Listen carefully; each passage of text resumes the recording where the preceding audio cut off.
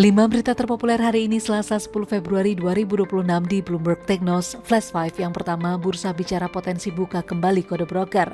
Pelaksana tugas Dirut BI Jeffrey Hendrik menyatakan terbuka peluang dibukanya kembali kode broker di pasar modal. Namun kini BEI masih fokus meningkatkan transparansi kepemilikan saham agar informasi bagi publik semakin jelas.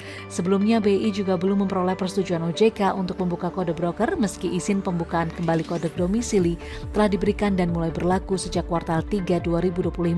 Nantinya bursa akan mengevaluasi respon pasar terlebih dahulu sebelum mengambil langkah lanjutan. Jeffrey menegaskan keputusan membuka kode domisili lebih dulu merupakan hasil kesepakatan bersama regulator melalui proses diskusi dan kajian, bukan karena adanya penolakan terhadap kode broker. Kedua, Cina suntik uang tunai tutupi kekurangan likuiditas. Bank Sentral Cina atau PBOC menyuntikkan dana 600 miliar yuan atau sekitar 7.690 triliun rupiah ke sistem perbankan guna memastikan ketersediaan uang tunai menjelang libur tahun baru Imlek. Langkah ini mengakhiri jeda 2 bulan operasi serupa dan ditujukan untuk menutup potensi kesenjangan likuiditas yang diperkirakan mencapai 3,2 triliun yuan. Tekanan likuiditas dipicu meningkatnya kebutuhan dana untuk liburan, penerbitan obligasi pemerintah, serta tingginya permintaan korporasi. Analis memperkirakan Bank Sentral masih memiliki ruang besar untuk menambah likuiditas melalui instrumen konvensional dan pembelian obligasi sehingga kondisi pasar obligasi tetap stabil. Upaya ini dinilai penting untuk mencegah krisis uang tunai musiman sekaligus menjaga momentum pertumbuhan ekonomi. Ketiga, ribut penonaktifan peserta BPJS Kesehatan Purbaya beri usul. Menteri Keuangan Purbaya Yudi Sadewa mengusulkan adanya masa transisi 2 hingga 3 bulan sebelum penonaktifan berlaku, disertai sosialisasi agar peserta memiliki waktu mencari alternatif pembiayaan kesehatan.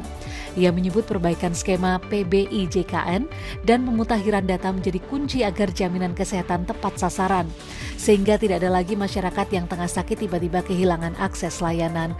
Saat ini kuota PBI berada di kisaran 96,8 juta orang dengan target sekitar 98 juta peserta. Menurutnya persoalan utama terletak pada aspek operasional, manajemen, dan sosialisasi yang perlu segera dibenahi agar program berjalan lebih efektif. Keempat, soal dada BI bakal beri perlakuan yang sama. BI menegaskan akan memberikan perlakuan yang sama terhadap seluruh emiten termasuk PT Diamond Citra Propertindo Tbk atau dada yang belakangan disorot akibat pergerakan saham yang tidak wajar. BI juga mengatakan bursa menyediakan kanal whistleblowing system bagi publik untuk menyampaikan laporan terkait emiten secara anonim.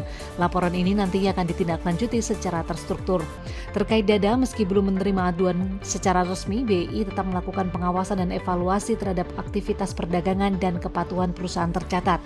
Sementara OJK menyatakan masih mendalami dugaan pelanggaran di pasar modal baik yang melibatkan emiten maupun perusahaan sekuritas. Kelima, tambang martabe dioper ke Perminas, pemerintah janji transparan. Menteri Investasi dan Hilirisasi Roslan Perkasa Roslani menegaskan rencana pengalihan izin tambang emas martabe ke BUMN baru, PT Perusahaan Mineral Nasional atau Perminas, akan dilakukan secara hati-hati dan transparan.